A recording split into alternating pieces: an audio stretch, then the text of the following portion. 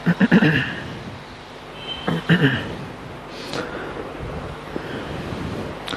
اللہ الرحمن الرحیم الحمد للہ رب العالمین والصلاة والسلام علی رسولہ محمد خاتم النبیین وامام المتقین وقائد الغر المحجلین وعلی آلہ واصحابہ اجمعین اما بعد قال اللہ تعالی یا ایہا الذین آمنوا اطیعوا اللہ ورسولہ ولا تولوا عنہ وانتم تسمعون صدق اللہ العظیم۔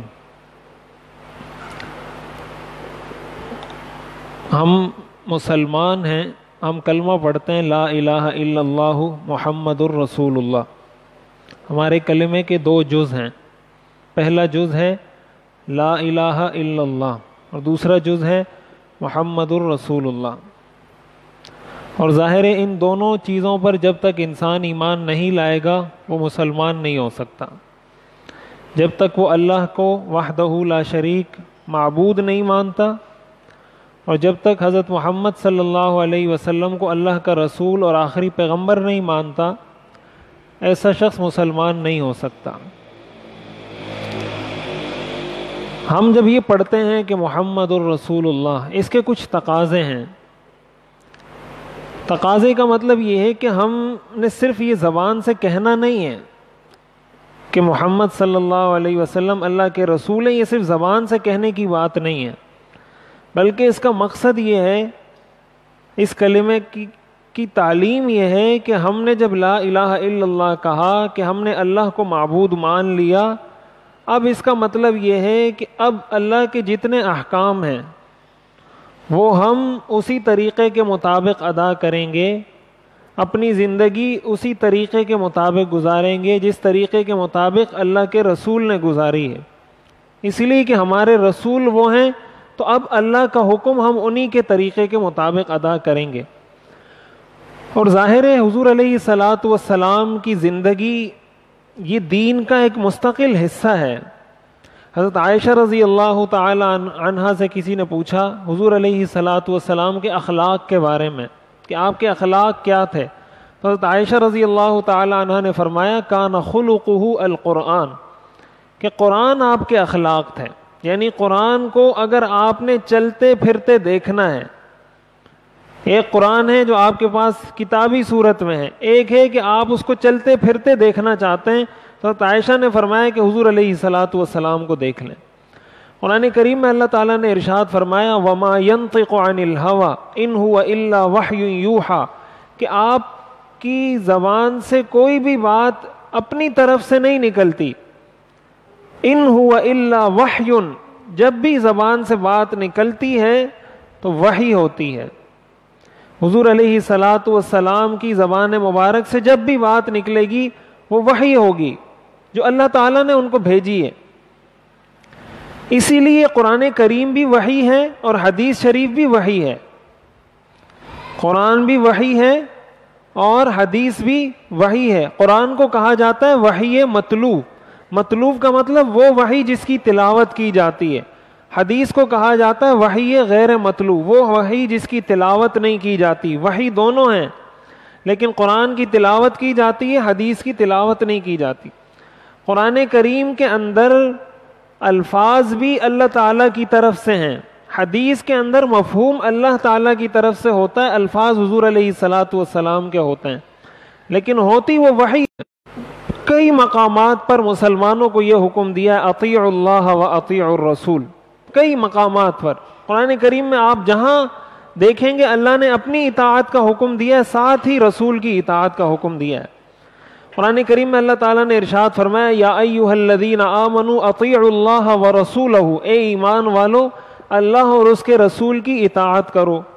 ایک اور مقام پر فرمایا یا ایھا الذین آمنوا استجیبوا للہ وللرسول، اے ایمان والو اللہ اور اس کے رسول کی پکار پر لبیک کہو، اللہ اور اس کا رسول جب کسی بات کی دعوت دے اس کو قبول کرو۔ ایک اور مقام پر اللہ تعالیٰ نے ارشاد فرمایا من یطع الرسول فقد اطاع اللہ، جس نے رسول کی اطاعت کی اس نے اللہ کی اطاعت کی۔ کیوں؟ اس لیے کہ رسول وہی کہتا ہے جو اللہ کا فرمایا ہوا ہوتا ہے۔ تو رسول کی اطاعت در حقیقت اللہ کی اطاعت ہے. اللہ تعالیٰ نے رسول کی اطاعت کو اپنی اطاعت اسی لیے قرار دیا کہ رسول نے جو تعلیمات دی ہیں وہ اللہ کی طرف سے ان کو عطا ہوئی ہیں. اس کا مطلب ہم اللہ کے فرما بردار بھی اس وقت تک نہیں بن سکتے جب تک ہم اپنے پیغمبر کے فرما بردار نہ بنے. جب تک اپنے رسول کے فرما بردار نہ بنے اللہ کے فرما بردار بھی نہیں بن سکتے. قرآن کریم میں اللہ تعالیٰ نے ارشاد فرمایا فَلَا وَرَبِّكَ لَا يُؤْمِنُونَ حَتَّى يُحَكِّمُوكَ فِي مَا شَجَرَ بَيْنَهُمْ ثُمَّ لَا يَجِدُوا فِي أَنفُسِهِمْ حَرَجًا مِمَّا قَضَيْتَ وَيُسَلِّمُوا تَسْلِيمًا. اللہ تعالیٰ فرماتے ہیں تیرے رب کی قسم لا یؤمنون یہ مسلمان نہیں ہو سکتے حتی یحکموک فیما شجر بینہم یہاں تک کہ یہ آپ کو حکم تسلیم کر لیں, آپ کو فیصل تسلیم کر لیں, آپ کو حرف آخر تسلیم کر لیں, اپنے تمام تنازعات میں آپ کی طرف رجوع کریں, جو بات آپ کہیں ثم لا یجدوا فی انفسہم حرجا ان کے دلوں میں اس کے بارے میں کوئی شک شبہ بھی نہ آئے کہ آیا یہ بات ٹھیک ہے یا غلط ہے. اگر شک شبہ بھی آ جائے اللہ نے فرمایا تیرے رب کی قسم یہ مومن ہی نہیں ہو سکتے. اللہ تعالیٰ نے قسم کھا کر فرمایا کہ ایسا شخص مومن نہیں ہے جو حضور علیہ الصلاۃ والسلام کے فرمائے ہوئے پر راضی نہیں ہے یا آپ کی بات کے اندر شک کرتا ہے. اب اس سے بڑھ کر اور کیا بات ہو سکتی ہے. قرآن کریم میں ایک دوسرے مقام پر اللہ تعالیٰ نے ارشاد فرمایا وَمَا كَانَ لِمُؤْمِنٍ وَلَا مُؤْمِنَةٍ إِذَا قَضَى اللَّهُ وَرَسُولُهُ أَمْرًا أَن يَكُونَ لَهُمُ الْخِيَرَةُ کہ کسی مومن مرد یا عورت کے لیے اس بات کی اجازت نہیں ہے کہ جب اللہ اور اس کا رسول کوئی فیصلہ کر دے اب اس فیصلے کے بعد کسی مومن مرد یا عورت کو کوئی اختیار نہیں ہے کہ وہ اس فیصلے کو چھوڑ کر اپنا کوئی اختیار استعمال کرے, اپنی طرف سے کوئی آپشن استعمال کرے. کسی مومن مرد یا کسی مومن عورت کے لیے اس بات کی شریعت ہرگز اجازت نہیں دیتی. اس کا مطلب یہ ہوا کہ اسلام نے ہمیں مکمل طور پر باؤنڈ کیا ہے کہ اس وقت تک تم مسلمان ہی نہیں ہو سکتے, تمہارا اسلام ہی قبول نہیں جب تک وہ حضور علیہ الصلاۃ والسلام کے طریقے کے مطابق نہ ہو اور جب تک حضور علیہ الصلاۃ والسلام کی اطاعت اس میں شامل نہ ہو. اور حضور علیہ الصلاۃ والسلام کی حدیث آپ کے ارشادات کو سن کر رد کر دینا قرآن کریم نے اس کو منافقین کی نشانیوں میں شمار کیا ہے. اللہ تعالیٰ ارشاد فرماتے ہیں وَإِذَا قِيلَ لَهُمْ تَعَالَوْا إِلَى مَا أَنزَلَ اللَّهُ وَإِلَى الرَّسُولِ رَأَيْتَ الْمُنَافِقِينَ يَصُدُّونَ عَنْكَ صُدُودًا کہ جب آپ ان کو کہیں گے کہ آؤ اس چیز کی طرف جو اللہ نے اپنے رسول پر نازل کی ہے تو یہ آپ سے بھاگیں گے, آپ کے قریب نہیں آئیں گے. یہ منافقین کی نشانیاں ہیں کہ جب ان کو اللہ اور اس کے رسول کی تعلیمات کی طرف بلایا جائے تو وہ اس کو قبول نہیں کرتے بلکہ اس سے بھاگتے ہیں, دور بھاگتے ہیں. اسی طرح قرآن کریم میں مومنین کی نشانی بیان کرتے ہوئے فرمایا گیا انما کان قول المؤمنین اذا دعوا الى اللہ ورسولہ لیحکم بینہم ان یقولوا سمعنا واطعنا. مومن کی نشانی یہ ہے کہ جب اس کو اللہ اور اس کے رسول کی طرف بلایا جائے وہ آگے سے کہے سمعنا واطعنا, ہم نے سنا اور ہم نے اطاعت کی, ہم نے یہ بات سنی اور ہم نے اس کو قبول کر لیا. یہ مومن کی نشانی ہے. اور منافق کی نشانی کہ جب اس کو بلایا جائے تو وہ دور بھاگے, اس کو قبول نہ کرے. سمعنا وعصینا, ان کا کہنا یہ ہوتا ہے کہ ہم نے سن تو لیا مانیں گے نہیں. ان ساری آیات سے ہمیں یہ معلوم ہوتا ہے کہ ہمارا اسلام کسی بھی طرح قبول ہو ہی نہیں سکتا جب تک حضور علیہ الصلاۃ والسلام کے طریقے کے مطابق وہ دین نہ ہو. ہماری نماز قبول نہیں ہو سکتی, ہمارا روزہ قبول نہیں ہو سکتا, ہمارا حج قبول نہیں ہو سکتا, ہمارا ایمان قبول نہیں ہو سکتا جب تک وہ حضور علیہ الصلاۃ والسلام کے بتائے ہوئے طریقے کے مطابق نہ ہو. اب ظاہر طریقے کے مطابق کب ہوگا؟ طریقے کے مطابق اس وقت ہوگا جب ہمیں طریقہ پتہ ہوگا. ہمیں پتہ ہوگا کہ حضور علیہ الصلوۃ والسلام نے یہ کام اس طریقے سے کیا تھا تو پھر ہم وہ کام اس طریقے سے کریں گے. اسی وقت ہمارا وہ کام حضور کے مطابق ہو سکتا ہے, اس کے بغیر تو نہیں ہو سکتا. اور اگر ہمیں پتہ ہی نہیں تو پھر کیسے مطابق ہوگا؟ قرآن کریم کے اندر اللہ تعالیٰ نے ارشاد فرمایا لَقَدْ كَانَ لَكُمْ فِي رَسُولِ اللَّهِ أُسْوَةٌ حَسَنَةٌ, کہ تمہارے لیے رسول اللہ کی ذات میں بہترین نمونہ ہے. یعنی اللہ تعالیٰ نے اس آیت میں مسلمانوں کے لیے آئیڈیل شخصیت کا تعین کیا ہے کہ ایک مسلمان کے لیے رول ماڈل, مسلمان کے لیے آئیڈیل شخصیت جس کو اس نے فالو کرنا ہے, جو اس کی فیورٹ پرسنالٹی ہوگی, وہ حضور علیہ الصلوۃ والسلام کی ذات ہے. اب حضور علیہ الصلوۃ والسلام کی زندگی میں, آپ کی حیات طیبہ کے اندر بہت جامعیت ہے. حضور علیہ الصلوۃ والسلام سے ہم نے بہت کچھ سیکھنا ہے, اور وہ بہت کچھ اپنی زندگی کے ہر گوشے میں سیکھنا ہے. ظاہر حضور علیہ الصلوۃ والسلام انسان تھے, بشر تھے. قرآن کریم میں اللہ تعالیٰ نے اس کو بڑے واضح انداز میں بیان فرمایا. اب حضور علیہ الصلوۃ والسلام پیدا ہوئے, آپ بچے تھے, جس طرح بچے ہوتے ہیں. آپ نے بچپن بھی گزارا, آپ نے لڑکپن بھی گزارا, آپ نے جوانی بھی گزاری, پھر آپ کو نبوت بھی ملی, پھر آپ نے نبوت والی زندگی بھی گزاری, پھر مکہ میں بھی رہے, مدینہ میں بھی رہے, آپ نے جنگیں بھی لڑی. یہ سارے مراحل سے آپ گزرے ہیں. تو اب حضور علیہ الصلوۃ والسلام کا جو بچپن تھا, کیا ہمارے بچوں کا بچپن وہی ہے یا نہیں ہے؟ حضور کا جو لڑکپن تھا, ہمارا لڑکپن وہی ہے یا نہیں ہے؟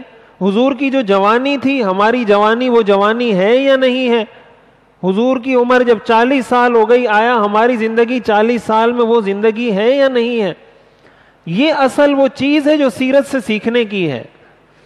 معاملہ یہ ہے کہ سیرت سے ہم لوگ بالکل ناواقف ہیں. سیرت کے حوالے سے ہم بالکل کچھ یعنی مخصوص قصے ہم نے یاد کیے ہوئے ہیں, مخصوص واقعات یاد کیے ہوئے ہیں, اور اسی پر رسم و رواج کے طور پہ بس شب معراج یاد کی ہوئی ہے, اور شب برات یاد کی ہوئی ہے, اور کوئی 2-3 قصے ہمیں یاد ہوں گے کہ حضور علیہ الصلوۃ والسلام کی پیدائش اس دن ہوئی تھی. بس یہ 4-5-6 چیزیں ہم نے یاد کی ہوئی ہیں, اور کچھ نہیں پتا. حضور علیہ الصلوۃ والسلام دیکھیں, حضور علیہ الصلوۃ والسلام نے ایک شوہر کی حیثیت سے بھی زندگی گزاری ہے. اب ایک شوہر اس وقت صحیح اور کامیاب شوہر ہوگا جب اس کی زندگی حضور علیہ الصلوۃ والسلام کی زندگی کے مطابق ہوگی. آپ نے بحیثیت مسجد کے امام کی بھی زندگی گزاری ہے, آپ نے امامت بھی کروائی ہے. اب ایک امام اس وقت کامیاب امام ہوگا, یا ایک امام کی امامت اس وقت ٹھیک ہوگی جب اس کی امامت کے اصول, اس کے طریقہ کار حضور علیہ الصلوۃ والسلام کی امامت کے مطابق ہوں گے. آپ نے ایک سپہ سالار کی حیثیت سے, چیف آف آرمی اسٹاف کی حیثیت سے بھی آپ نے زندگی گزاری ہے. آپ اپنے صحابہ کی کمانڈ کرتے تھے, کمانڈر تھے اپنی فوج کے. اب ایک کمانڈر اس وقت صحیح اور کامیاب کمانڈر ہو سکتا ہے جب وہ حضور علیہ الصلوۃ والسلام کی سیرت پر عمل کرے. آپ نے ایک پڑوسی کی حیثیت سے بھی زندگی گزاری ہے, آپ نے ایک بھتیجے کی حیثیت سے بھی زندگی گزاری ہے, آپ نے ایک بھائی کی حیثیت سے بھی زندگی گزاری ہے, آپ نے ایک پوتے کی حیثیت سے بھی زندگی گزاری ہے. یعنی زندگی کا آپ کوئی بھی پہلو لے لیں, ایک بھائی کی حیثیت سے بھی آپ نے زندگی گزاری ہے, ایک قاضی, ایک جج کی حیثیت سے بھی زندگی گزاری ہے, ایک والد کی حیثیت سے بھی زندگی گزاری ہے. اب ہم اس وقت اپنی زندگی کے کسی بھی گوشے میں کامیاب ہو سکتے ہیں. مثلا کوئی والد ہے, وہ چاہتا ہے کہ میں کامیاب والد بن جاؤں. شوہر ہے, وہ چاہتا ہے میں کامیاب شوہر بن جاؤں. استاد ہے, آپ نے ایک ٹیچر کی حیثیت سے بھی زندگی گزاری. اب ایک ٹیچر چاہتا ہے کہ میں کامیاب ٹیچر بن جاؤں. ایک تاجر ہے, وہ کاروبار کر رہا ہے. حضور علیہ الصلوۃ والسلام تاجر تھے, آپ نے کاروبار بھی کیا ہے. اس کی تجارت اس وقت ٹھیک ہوگی جب وہ حضور علیہ الصلوۃ والسلام کی تجارت کے اصولوں کو دیکھے گا. ایک ملازم ہے، وہ ملازمت کر رہا ہے. حضور علیہ الصلوۃ والسلام نے ملازمت بھی کی ہے، دوسروں کی بکریاں چراتے تھے آپ. اب اس کی ملازمت اس وقت کامیاب ہو سکتی ہے جب وہ حضور علیہ الصلوۃ والسلام کو دیکھے کہ آپ نے ملازمت کس طریقے سے کی تھی. یہ وہ بنیادی چیز ہے جو ہمیں نہیں پتا. ہمیں سیرت کی ان چیزوں کا بالکل نہیں پتا. ہم نے دین، اس لیے یہ بات جو میں بار بار کرتا ہوں نا کہ ہم نے دین مخصوص چیزوں کا نام رکھا ہوا ہے، اور یہ ہماری غلط فہمی ہے. اور اسی وجہ سے ہمارے گھروں میں جھگڑے ہو رہے ہیں، اسی وجہ سے ہمارے گھر میں فساد ہے، ہمارے شہر میں فساد ہے، ہمارے ملک میں فتنہ ہے. اس کی بنیادی وجہ سیرت سے دوری ہے. ہم کبھی بھی کامیاب نہیں ہو سکتے جب تک حضور علیہ الصلوۃ والسلام کی سیرت کو اختیار نہیں کریں گے. اب دیکھیں، میں ایک مثال دیتا ہوں سیرت کی، آگے ہم پڑھیں گے انشاءاللہ تفصیل سے، ہم اس کو شروع کریں گے. ایک مثال صحیح بخاری کی حدیث ہے. حضور علیہ الصلوۃ والسلام ایک زوجہ مطہرہ کے گھر میں تشریف رکھتے تھے، اور اسی زوجہ مطہرہ کی باری تھی جس کے گھر میں آپ تشریف رکھتے تھے. بعض روایات میں آتا ہے کہ حضرت عائشہ رضی اللہ تعالی عنہ کے گھر میں آپ تشریف رکھتے تھے. اتنے میں دوسری زوجہ مطہرہ نے حضور علیہ الصلوۃ والسلام کے لیے ایک پلیٹ میں کوئی کھانے کی چیز بھیجی، اور کسی خادم کو کہا کہ حضور علیہ الصلوۃ والسلام فلاں زوجہ مطہرہ کے گھر میں ہیں، آپ میری طرف سے یہ کھانے کی چیز حضور کی خدمت میں پیش کر دیں. جب وہ کھانا، وہ پلیٹ، جو بھی برتن تھا وہ لایا گیا، تو جس زوجہ مطہرہ کے گھر میں آپ موجود تھے ان کو غیرت آئی کہ میری باری میں دوسری بیوی کی، دوسری زوجہ مطہرہ کو یہ جرت کیسے ہوئی کہ میری باری کے اندر وہ کھانا بھیجیں حضور کے لیے. اب یہ انسانی فطرت ہے، یہ انسانی فطرت ہے، اس کو آپ مسخ نہیں کر سکتے. عورت کو اپنی سوکن پر غیرت کا آنا، غصے کا آنا، یہ ایک انسانی فطرت ہے. ان کو غصہ آیا، وہ کھڑی ہوئی اور اس خادم کے ہاتھ کو ایسے جھٹکا، ان سے وہ برتن گرا، برتن ٹوٹ کے گر گیا، وہ گرا اور گر کر ٹوٹ گیا. اب آپ ذرا یہاں اگر سٹاپ کریں اس قصے کو، اس واقعے کو اگر آپ بریک لگائیں یہاں، اور آپ اپنے اوپر یہ سوچیں کہ آپ کی بیوی نے آپ کے ساتھ ایسا کیا کہ آپ کے لیے کسی نے کوئی کھانے کی چیز بھیجی اور آپ کی بیوی اٹھ کے وہ برتن اٹھا کے توڑ دے، آپ کے سامنے اٹھا کے اس کو چورا چورا کر دے. آپ بتائیں آپ کا ریئیکشن کیا ہوگا؟ اس وقت ہمیں یہ بات یاد رہے گی کہ میں مسلمان ہوں؟ اس وقت مجھے یہ بات یاد رہے گی کہ آیا حضور کے ساتھ بھی کبھی ایسا ہوا تھا اور حضور نے اس کا جواب کیا دیا تھا؟ نہیں پتا، اس لیے کہ ہم اس کو اسلام نہیں سمجھتے. ہم نے نماز کو سمجھا ہے اسلام، اس کو نہیں سمجھا. ہم کیا کریں گے؟ ہم اٹھیں گے، بیوی کو ماریں گے، بچوں کو ماریں گے، گھر میں فساد فتنہ، اب اس سے لڑائی ہوگی، پھر بیوی چلے جائے گی میکے، پھر وہاں سے جرگا آئے گا، پھر ایک لمبی کہانی شروع ہو جائے گی. کیوں؟ اس لیے کہ اس چیز کو ہم زبان سے نہیں بولتے. زبان سے تو ہم کہتے ہیں اسلام complete system of life, complete code of life, مکمل ضابطہ حیات، زبان سے بولتے ہیں. اور جب یہ مسئلہ ہوا، یہاں پھر اسلام کو ڈال دیا پیچھے. اب یہاں آیا غصہ، جب غصہ آیا تو پھر سیرت سے کیا لینا دینا، یہاں سب کچھ پیچھے. اب میں وہ کروں گا جو میرے دل میں آئے گا. اب یہاں جب لڑائی پیدا ہوئی، یہ اس وجہ سے پیدا ہوئی کہ ہم نے سیرت سے درس نہیں لیا تھا. اب حضور علیہ الصلوۃ والسلام کا طرز عمل دیکھیں. حضور علیہ الصلوۃ والسلام خود اٹھے، وہ برتن کے جتنے ٹکڑے تھے وہ سارے ٹکڑے جمع کیے خود. پھر وہ سارے ٹکڑے جمع کرنے کے بعد جو کھانے کے ذرات پھیل گئے تھے وہ سارے کھانے کے ذرات جمع کر کے برتن میں جمع کیے، اور فرمایا غارت امکم، تمہاری ماں کو غیرت آ گئی ہے، یعنی ان کو اپنی سوکن پر غیرت آ گئی ہے. اور پھر ان کو کہا کہ تم نے اس کا نقصان کیا ہے، اب تم نے بدلے میں ایک برتن ان کو دینا ہوگا، لہٰذا ان کو ایک برتن بدلے میں دو. وہ اٹھی، ایک برتن دیا، اور خادم کو کہا یہ میری طرف سے جا کے ان کو دے دو کہ تمہارا برتن ٹوٹ گیا ہے، اس کے بدلے میں یہ برتن لے لو. خود آپ اٹھے، سارے برتن کے ٹکڑے جمع کیے. یہ صحیح بخاری کی حدیث ہے، صحیح بخاری کی. سارے ٹکڑے آپ نے جمع کیے اور کھانا وہ جو گر گیا تھا وہ سارا جمع کیا اور اتنا فرمایا غارت امکم، اور وہ برتن ان کو اٹھا کے دے دیا اور بات ختم ہو گئی. اب اگر ہمارے ساتھ ایسا ہو تو ہم تو ایسا نہیں کرتے. ہاں یہ کہتے ہیں کہ میں عاشق رسول ہوں، میں عاشق رسول ہوں. زبان سے بولنے میں کیا جاتا ہے؟ زبان سے بولنے میں تو کچھ بھی نہیں جاتا عاشق رسول. ان المحب لمن يحب مطیع، محبت کرنے والا اپنے محبوب کا فرما بردار ہوتا ہے. اگر واقعتاً محبت ہے پھر ان کے جیسا بن کے دکھاؤ. اب اگر کوئی شوہر ایسا کرتا ہے، ہمارے ہاں تو اس کو کہا جاتا ہے یہ رن مرید ہے، یہ بیوی کا غلام ہے. کہا جاتا ہے نہیں کہا جاتا؟ تو کیا کہیں گے آپ اس حدیث کے بارے میں؟ کیا کہیں گے آپ؟ یہ وہ چیز ہے جہاں پھر ہمارا کلچر ٹکراتا ہے اسلام سے، جہاں ہماری ثقافت کا ٹکراؤ آتا ہے اسلام سے. یہ وہ چیز ہے جس کے بارے میں آپ نے فرمایا لا یؤمن احدکم حتی یکون ہواہ تبعا لما جئت بہ. تم میں سے کوئی اس وقت تک مسلمان نہیں ہو سکتا جب تک وہ میرے لائے ہوئے دین کے مطابق اپنی خواہشات نہ بنا لے. جب تک اس کی خواہشات میرے لائے ہوئے دین کے مطابق نہیں ہو جاتی وہ مومن نہیں ہو سکتا.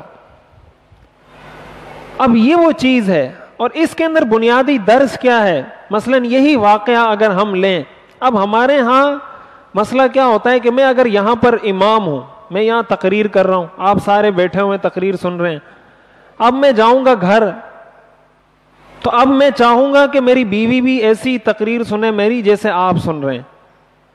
ٹھیک ہے؟ میری والدہ بھی میری ایسی تقریر سنے جیسے آپ لوگ سن رہے ہیں، میرے والد بھی میری تقریر ایسے سنے جیسے آپ لوگ سن رہے ہیں.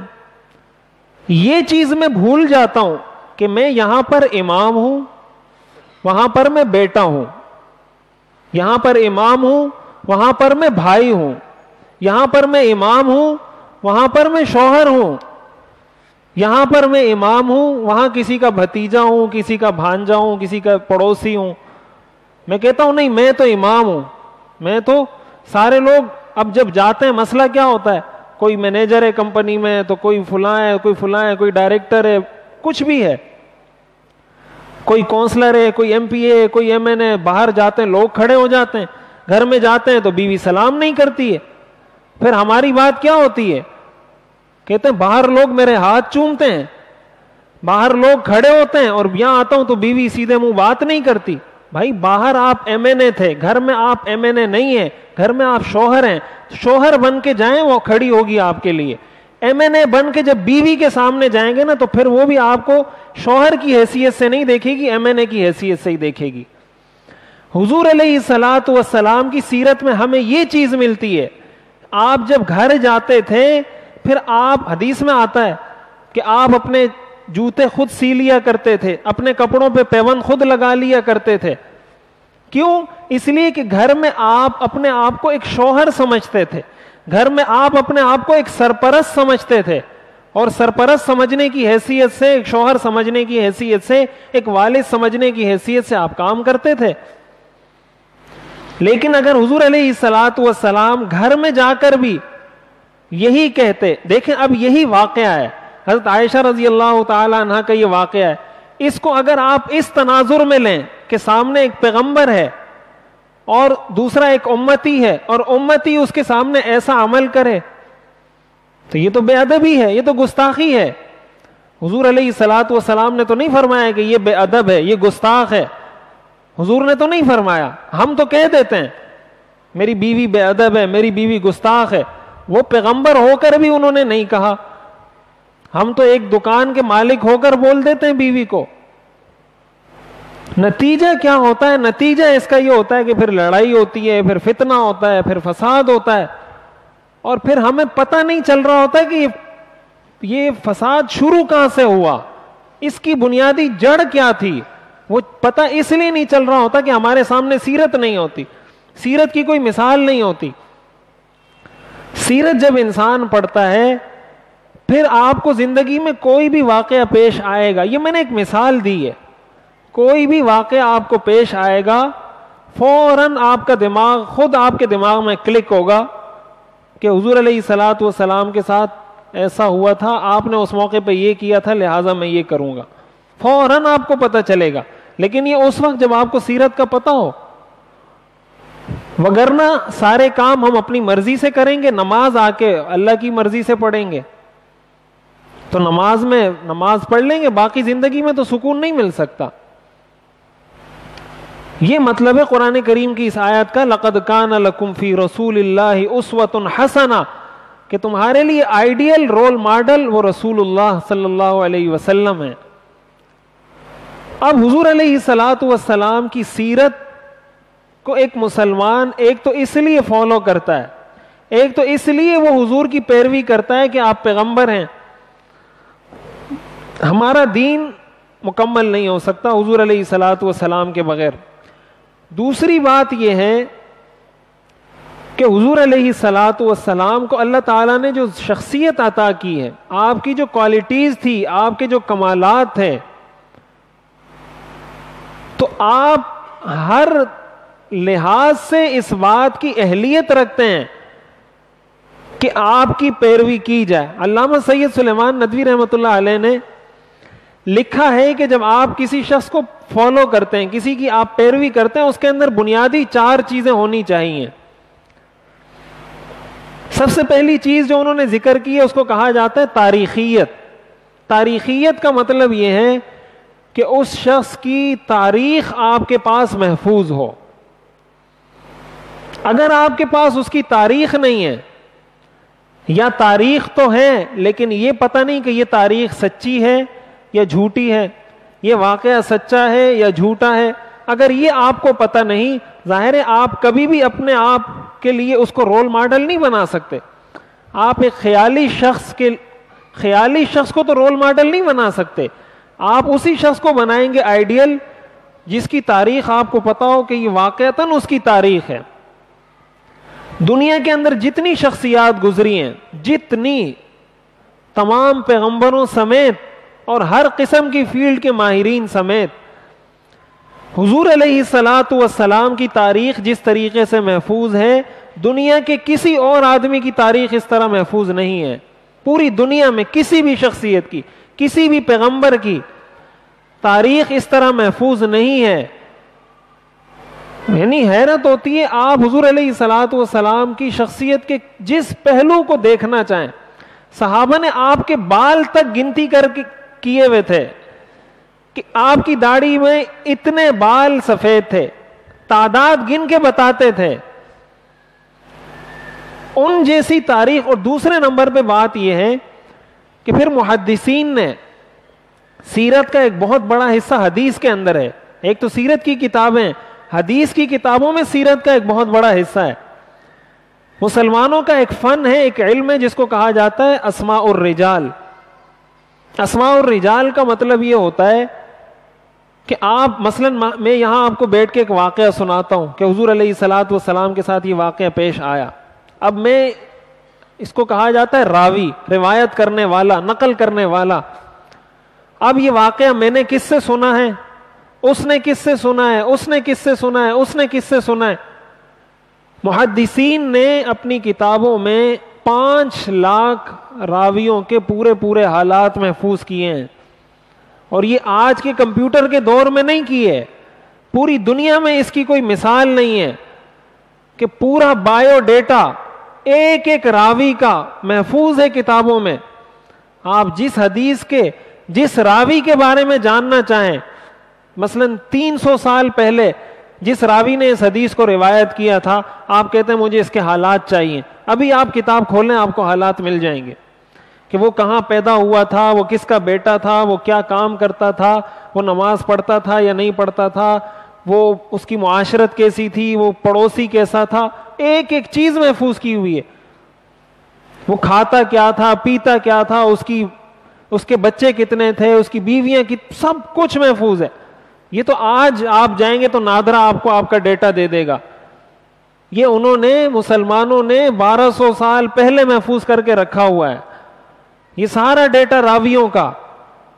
اب اتنی مستند تاریخ, اور جہاں پر کہیں ایسا ہو جائے کہ بیچ میں ایک آدمی مسنگ ہو، مثلا میں روایت کر رہا ہوں اور میں اپنے استاد کا نام ذکر نہیں کرتا کہ مجھے اس نے سنایا، بلکہ میں اس کے استاد کا نام ذکر کر دیتا ہوں. مثلا میرا استاد یہ ہے، اس کا استاد یہ ہے، تو میں اس کا نام ذکر کرنے کے بجائے اس کا نام ذکر کر دیتا ہوں. محدثین اس پہ وہ لگا دیتے ہیں ریجیکٹڈ، یہ حدیث قابل قبول نہیں ہے. اس لیے کہ اس نے ایک راوی کو بیچ میں نکالا. کیوں؟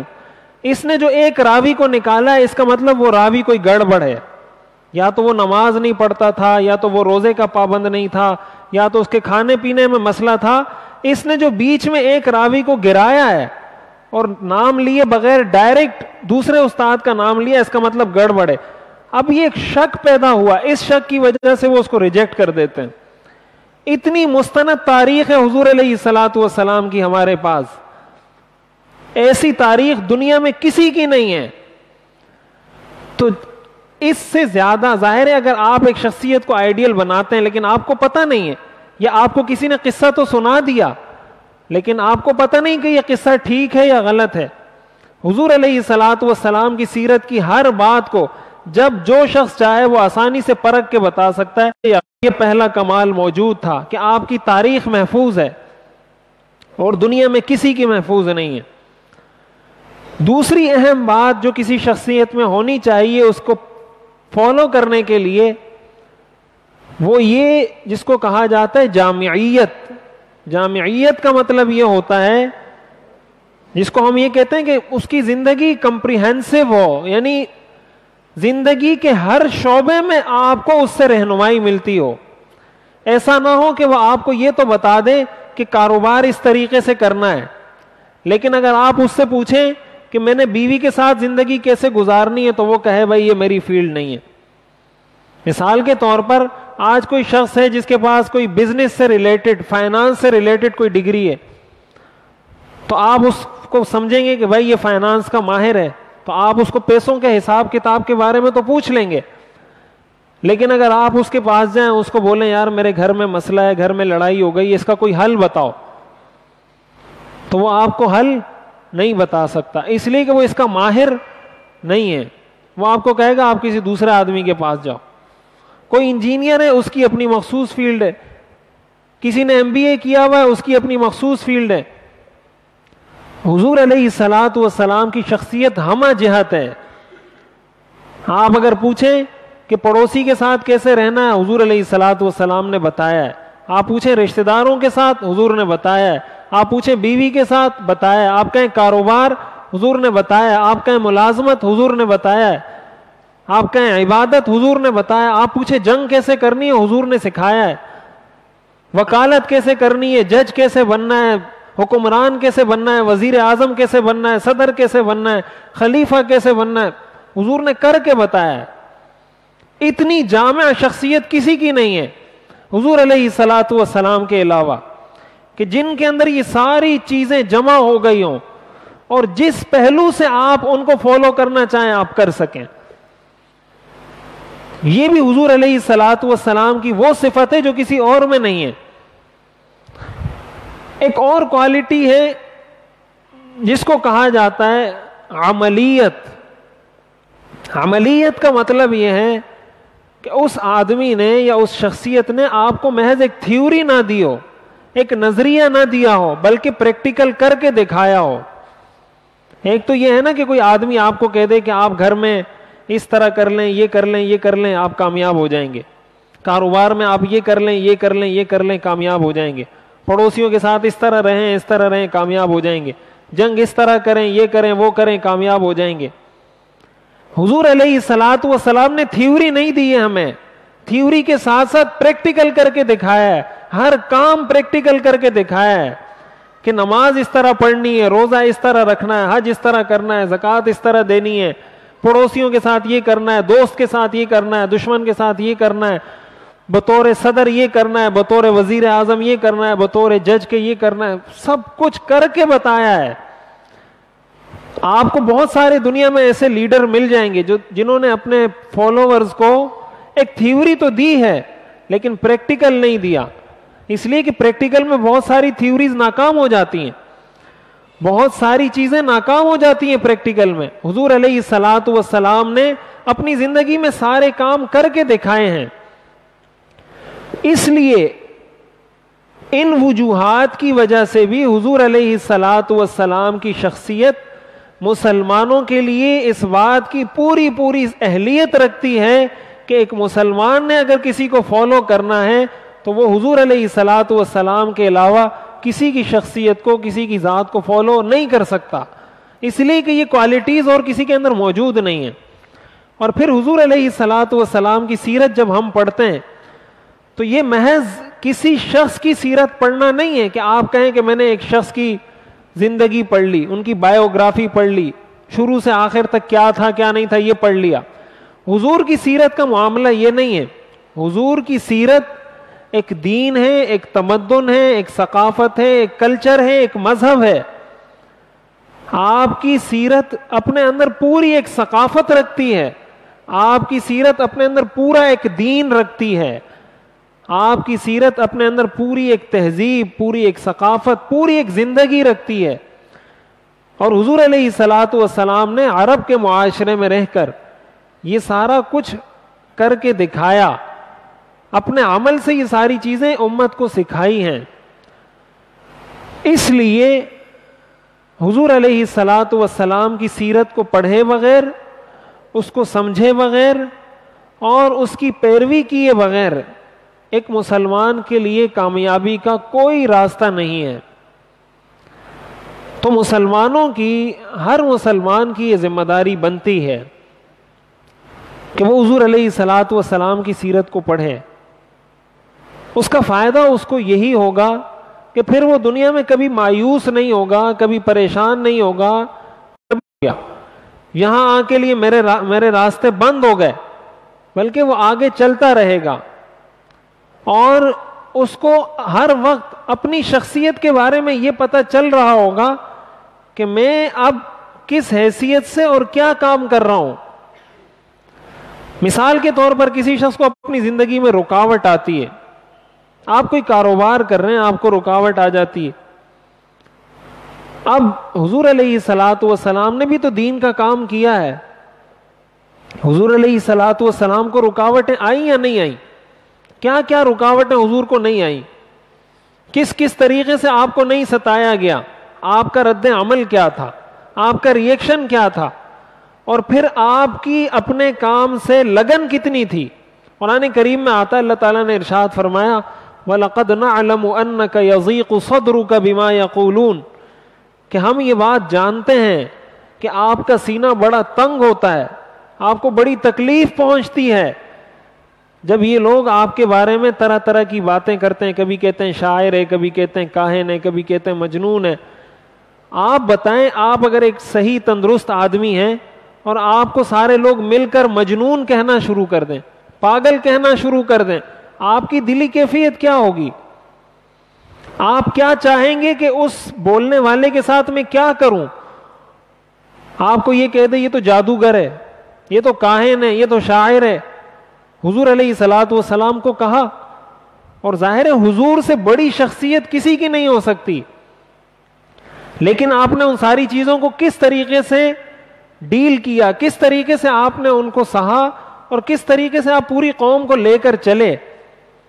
آج جو ہمارے اندر بہت بڑا فقدان ہے وہ یہ کہ ہمارے اندر کوئی رہنما نہیں ہے, کوئی لیڈر نہیں ہے, کوئی قائد نہیں ہے. اور قائد اس لیے نہیں ہے ہمارے میں کوئی کہ ہمارے اندر وہ خصوصیات موجود نہیں ہے جو حضور علیہ الصلوۃ والسلام کے اندر تھیں.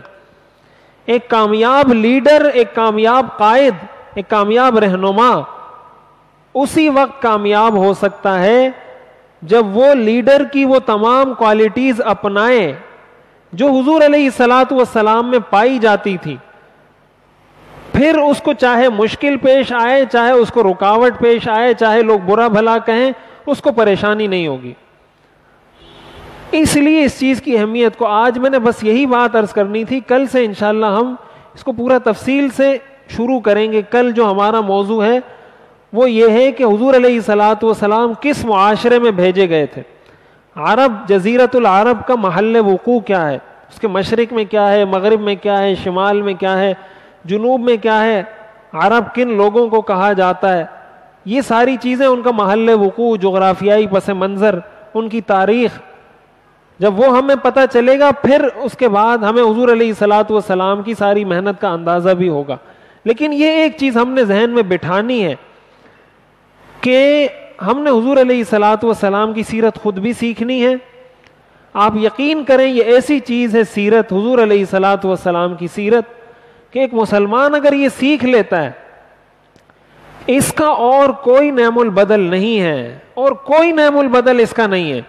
آپ کہیں سے وہ فائدہ حاصل نہیں کر سکتے جو آپ کو سیرت کے سیکھنے سے حاصل ہوتا ہے. اور صرف آخرت کی کامیابی کی بات بھی نہیں کر رہا، دنیا کی کامیابی.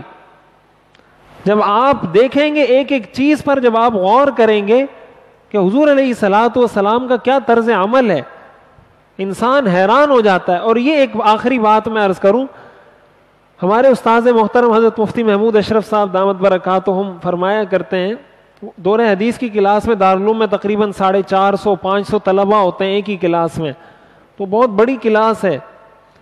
تو مختلف علاقوں کے لوگ ہوتے ہیں، کوئی پنجاب سے آیا ہوتا ہے، کوئی KPK سے آیا ہوتا ہے، کوئی بلوچستان سے، مختلف طلبہ ہوتے ہیں. اور ہر آدمی کا اپنا ایک خاندانی بیک گراؤنڈ ہوتا ہے. کوئی کسی کاروباری فیملی سے تعلق رکھتا ہے، کسی کے والد مزدور ہوتے ہیں، کسی کے والد ڈرائیور ہوتے ہیں، ہر طبقے کے لوگ ہوتے ہیں. اور وہ ایک مخصوص ماحول میں پروان چڑھے ہوتے ہیں. اب ہوتا ہمارے ساتھ کیا ہے، سیرت سے دوری کی وجہ سے ہوتا یہ ہے کہ ہم میں سے ہر شخص نے دین کا ایک مخصوص تصور اپنے ذہن میں بٹھایا ہوا ہے. تو ہمارے استاد محترم جب آتے ہیں وہ بخاری شریف پڑھاتے، مولوی نہیں بیٹھے ہوئے، یہ 500 مذہب بیٹھے ہوئے ہیں، یہ 500 مذہب بیٹھے ہوئے ہیں، 500 مولوی نہیں ہے. کہتے ہیں مولوی صاحب آپ کا الگ مذہب ہے، آپ کا الگ مذہب ہے، آپ کا الگ مذہب ہے، آپ کا الگ مذہب ہے. میں جو یہاں پر آیا ہوں تو آپ کو جو مذہب پڑھانا چاہتا ہوں اس مذہب کا نام ہے اسلام. اس مذہب کا کیا نام ہے؟ اسلام. تو میں آپ کو اسلام پڑھانا چاہتا ہوں. لہذا پھر وہ یہ فرماتے ہیں اگر آپ مجھ سے اسلام پڑھنا چاہتے ہیں تو آپ یہاں تشریف رکھیں، اور اگر آپ کسی اور مذہب کے فالوور ہیں تو آپ یہاں سے تشریف لے جائیں، اس لیے کہ میں تو آپ کو یہاں اسلام پڑھاؤں گا، اور ہو سکتا ہے کہ اسلام کی وہ باتیں آپ کو بری لگیں. کیوں؟ اس لیے کہ آپ تو ایک مخصوص بیک گراؤنڈ سے تعلق رکھتے ہیں. آپ نے تو ایک چیز کو مثلا سمجھا ہوا ہے کہ یہ ثواب کا کام ہے، یہاں آپ کو پتہ چلے گا کہ یہ تو ثواب ہے ہی نہیں. پھر جب آپ کو ٹھیس پہنچے گی کہ یار میں تو اس کو ثواب سمجھتا تھا، اس کا مطلب آپ کا مذہب کچھ اور ہے، اسلام کوئی اور مذہب ہے. میں آپ کو ایک مثال دیتا ہوں. مجھے فون آیا رمضان میں ایک خاتون کا کہ میں نے پچھلے سال اعتکاف کیا تھا اور میرے والد نے مجھے کہا کہ اعتکاف کے دوران خاتون اپنے بال نہیں کھول سکتی، لہٰذا آپ جب سونے لگو تو سوتے وقت بھی آپ کا کوئی ایک بال بھی نظر نہیں آنا چاہیے. اگر ایک بال بھی نظر آیا آپ کا اعتکاف ٹوٹ گیا. اس نے مجھ سے پوچھا کہ میں نے پچھلے سال اعتکاف کیا تھا لیکن بڑی مشکل سے، کون پورے سر کو اس طرح باندھ کے مکمل کے ایک بال بھی نظر نہیں آیا، کون سو سکتا ہے؟ تو میں نے کہا یہ تو شریعت کا حکم نہیں ہے. عورت جب سونا چاہے اس کو تو شریعت نے منع نہیں کیا، وہ بال کھول کے بھی سو سکتی ہے. کوئی غیر محرم اگر نہیں ہے، اپنے لیے الگ سو رہی ہے، بال کھول کے سوئے، دوپٹہ ہٹا کے سوئے. شریعت نے تو اس کو پابند نہیں کیا کہ آپ اعتکاف کے دوران بال نظر نہیں آنے چاہیے. لیکن اس نے اپنی بیٹی سے پورے 10 دن اس طرح گزروائیں اعتکاف میں، اور دین اسلام بول کے گزروائیں کہ یہ اسلام ہے، یہ مذہب ہے. جب مجھ سے پوچھا میں نے کہا یہ تو اسلام تو نہیں ہے، یہ تو کوئی اور مذہب ہوگا. اسلام میں تو ایسا نہیں ہے کہ آپ اس کو پابند کریں. اب ہمارے ہاں جو دیندار لوگ ہوتے ہیں، جس کو تھوڑا بہت دین کا علم حاصل ہو جاتا ہے، وہ لوگوں کے ساتھ یہی کرتے ہیں، وہ لوگوں کے ساتھ یہ کام کرتے ہیں. اب بال عورت کا ڈھانپنا ایک اچھا کام ہے. اب اس نے اپنی طرف سے مفتی بن کر اس نے یہ کہا کہ چونکہ بال ڈھانپنا ایک اچھا کام ہے لہٰذا اعتکاف اس سے ٹوٹ جاتا ہوگا اگر کوئی نہیں ڈھانپے گا، اور جا کے اپنی بیٹی کو فتویٰ دے دیا. ہم لوگ دین کی یہ تصویر پیش کر رہے ہیں اپنے عمل سے بھی اپنے قول سے بھی، جس کا نتیجہ یہ ہے کہ لوگ دین سے دور ہو رہے ہیں. دین سے دوری کی بہت بڑی وجہ یہ میں آپ کو ایک حقیقت بتا رہا ہوں. دیندار لوگوں کو دین سے دور کرنے کا ایک بہت بڑا ذریعہ ہے. یہ بات بہت سخت ہے، بہت مشکل ہے اس کا ہضم کرنا، لیکن دیندار لوگوں نے بہت سارے لوگوں کو دین سے دور کیا ہے. ہمارے ایک دوست ہیں، وہ کہتے ہیں کہ یہ جو دیندار لوگ ہیں ان کو پورا فارمیٹ کر کے نا ان میں نئی ونڈو انسٹال کرنے کی ضرورت ہے، کہ پورا فارمیٹ کریں ان کو اور نئی ونڈو ان میں انسٹال کریں.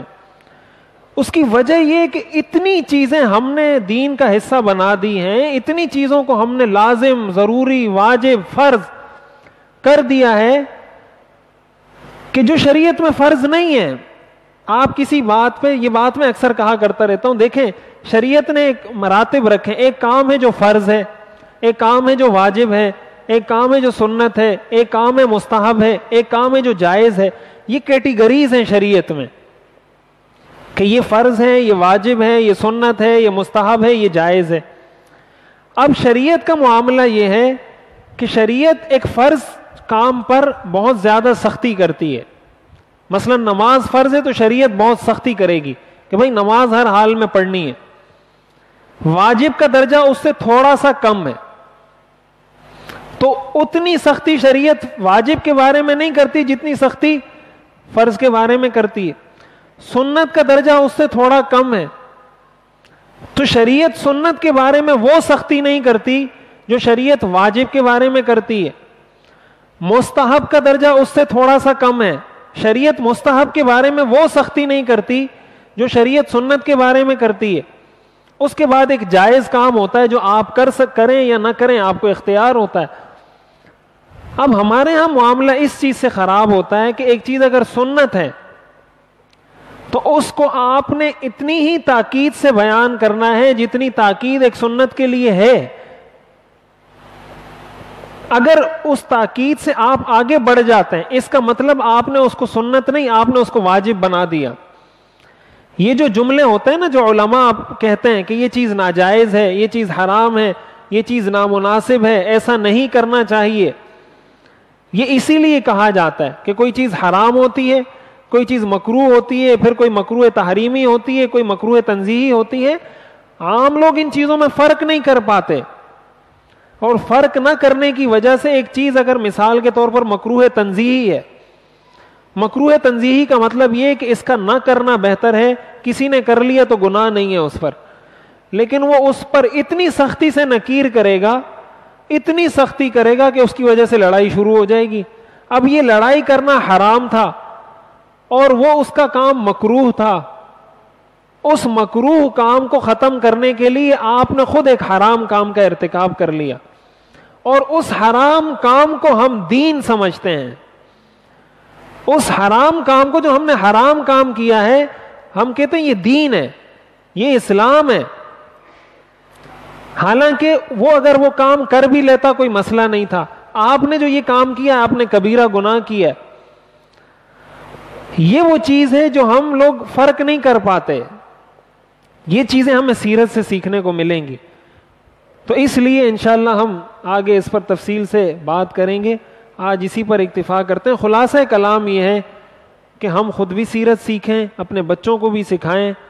ہمارے بچوں کو میڈیا جو کچھ سکھا رہا ہے، جو قصے کہانیاں سکھائی جا رہی ہیں، تو بہت ہی قابل رحم حالت میں ہے ہماری نسل، آنے والی نسل. نہ جانے کہ 25 سال بعد، 30 سال بعد جو اب یہ نسل جوان ہوگی تو اب ان کی کیا پوزیشن ہوگی، ان کی دماغی کیفیات، ان کے نظریات کیا ہوں گے، کچھ پتہ نہیں. اور اس کا یہی حل ہے کہ آپ سیرت سے جوڑیں ان کو، حضور علیہ الصلوۃ والسلام سے جوڑیں. جب حضور سے جوڑ دیں گے پھر آپ کی ٹینشن ختم ہو جائے گی. اپنے بچوں کو سیرت کے واقعات سکھائیں، ان کو سنائیں، اور پھر اپنی پریکٹیکل زندگی میں اس کو لائیں. اللہ تعالی ہمیں عمل کرنے کی توفیق عطا فرمائے. کل انشاءاللہ ہم باقاعدہ اس کو شروع کریں گے جزیرۃ العرب کے پورے پس منظر کے ساتھ کہ جزیرۃ العرب کیا ہے، اس کا پس منظر کیا ہے، وہاں کے لوگ کیا تھے، کون سی زبان بولتے تھے. اس پر انشاءاللہ ہم تفصیل سے بات کریں گے. اللہ تعالی عمل کرنے کی توفیق عطا فرمائے. الحمدللہ رب العالمین. والصلاة والسلام على رسوله محمد وآله وأصحابه أجمعين. ربنا آتنا في الدنيا حسنة وفي الآخرة حسنة وقنا عذاب النار. وصلى الله تعالى على خير خلقه محمد وآله وأصحابه أجمعين. آمين برحمتك يا أرحم الراحمين.